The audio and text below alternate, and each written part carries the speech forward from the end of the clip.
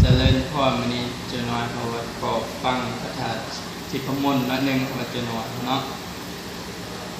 นะโมตัสสะภะคะวะโตอะระหะโตสัมมาสัมพุทธัสสะนะโมตัสสะภะคะวะโตอะระหะโตสัมมาสัมพุทธัสสะ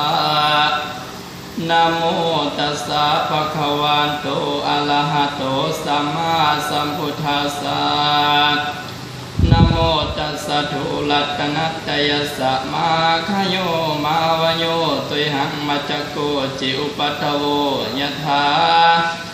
ทัญญาทลานิทนันสยสาคเรปวัสสันตุมาคโยมาวโยตุหัง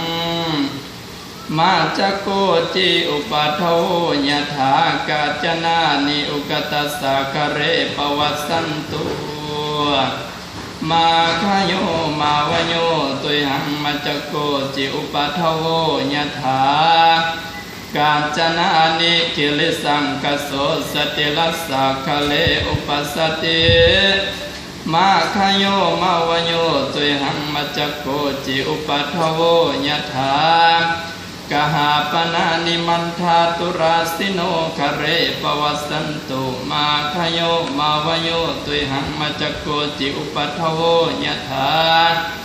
สัพพทานานิปุณกัสสะคะเรปวัสสันตุมาคโยมาวโยตุหังมัจจโกจิอุปัฏฐโวญทาสัตตรัตนาวัสนิเวสันตลัสสะคะเรปวัสสันตุติ